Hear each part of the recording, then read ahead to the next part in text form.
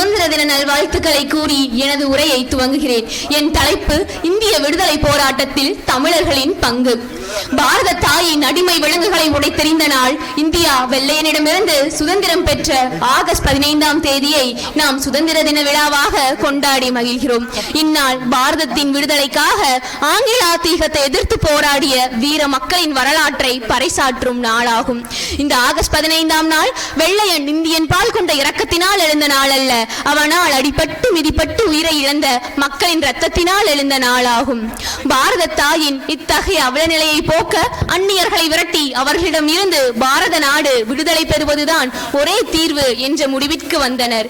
அந்த வகையில் நமது தமிழ்நாட்டில் நெற்கட்டும் சேவல் என்னும் பகுதியை ஆட்சி செய்த புலித்தேவர் தொடங்கி ஆயுதங்கள் இல்லாமல் அனைத்தையும் அகிம்சையால் வெல்ல முடியும் என்ற கொள்கையுடன் அண்ணல் காந்தியடிகள் என்று தனியும் இந்த சுதந்திர தாகம் என்று பாடிய முண்டாசு கவிஞன் பாரதி வீரத்தின வெடுத்த தோள்களால் வெள்ளையனுடன் போராடி கடைசியில் அவனதினத்தாலேயே காட்டிக் கொடுக்கப்பட்டு முடிவில் தூக்கிலிடப்பட்ட கட்டபொம்மன், சிறையில் செக்குமாடாய் செக்கிழுத்த வாவு சிதம்பரனார், இந்திய தேசிய கொடியை கடைசி வரை தாங்கிக் கொண்டு தன் உயிரை இந்த மண் உலகிற்கு நல்கிய கொடி காத்த குமரன் போன்ற எண்ணற்ற சுதந்திர போராளிகள் ஆயுத போராட்டம் மூலம் அந்நியர்களை இந்நாட்டை விட்டு விரட்ட அரும்பாடுபட்டனர். கத்தியின்றி ரத்தமின்றி யுத்தம் ஒன்று அருகுது, சத்தியத்தை நித்தியத்தை நம்பும் யாரும் சேருவீர் என்றார் நாமக்கல் கவிஞர். அவ்வழியில் அன்பு அகிம்சை போன்ற ஆயுதங்கள் மூலம் ஆங்கிலேயரை திருத்த முயன்றார் அண்ணல் காந்தியடிகள். அது முடியாமல் போகவே ஆங்கிலேயருக்கு எதிராக 1942ஆம் ஆண்டு போர்க்குடி உயர்த்தினார். கப்பல் வழியாக வந்த ஆங்கிலேயர்களை கப்பல் வழியாகத்தான் விரட்ட வேண்டும் என்ற வாவு சிதம்பரனார் 2 கப்பல்களை வாங்கினார். அவை 2ம் சுதேசி கப்பல்களாக அறிவிக்கப்பட்டன.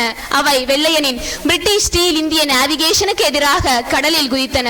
அந்நாள் தமிழனின் பெருமையை தரணியில் உயர்த்திய கப்பலோட்டிய தமிழனின் தேசபக்தியையும் உயர்ப்பையும் கண்டு நாடே மகிழ்ந்தது.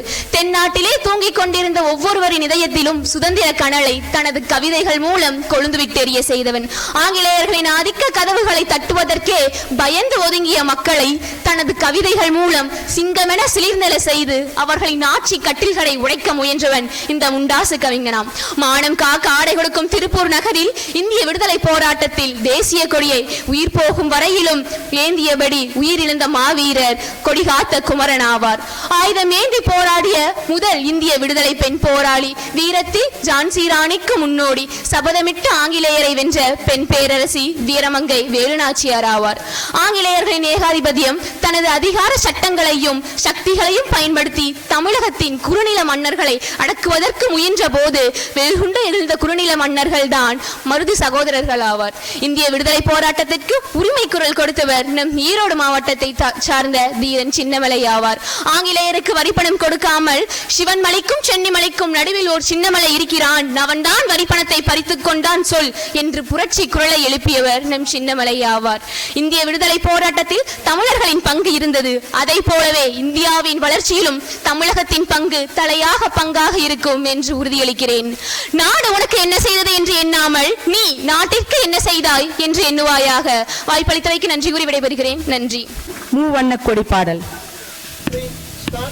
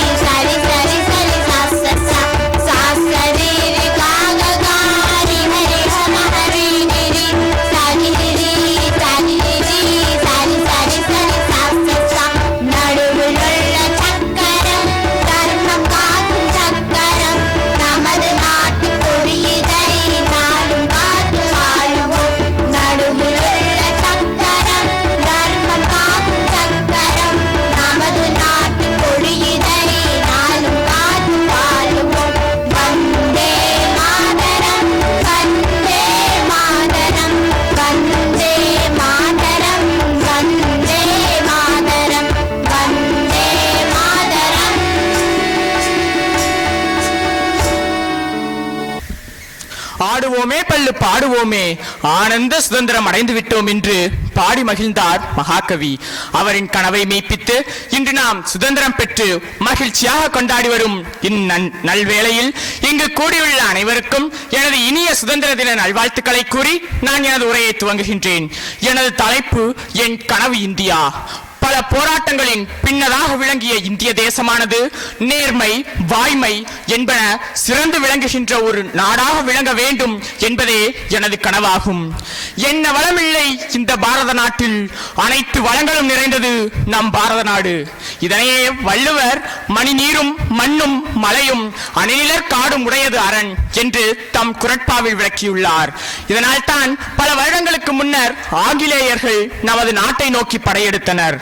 அதிகளவான இளைஞர்கள் படையை கொண்ட நாடு மற்றும் அறிவியலிலும் தொழில்நுட்பத்திலும் உலக அரங்கில் வெற்றி நடை போடும் அளவிற்கு நமது இந்தியா இன்று வளர்ச்சி கண்டு கொண்டிருக்கின்றது.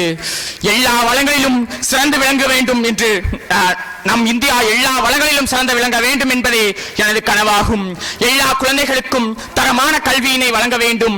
அனைத்து பள்ளிகளும் பல்கலைக்கழகங்கள் போன்ற நிறுவனங்களும் அனைத்து குழந்தைகளுக்கும் தரமான கல்வியினை கற்றுத்தருதல் வேண்டும்.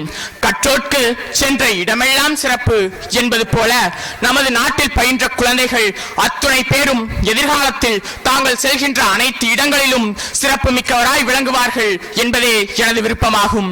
நமது நாடானது எல்லா வழிகளிலும் சுற்றுச்சூழல் மாசடைவுகள் அற்ற ஒரு நாடாக விளங்க வேண்டும்.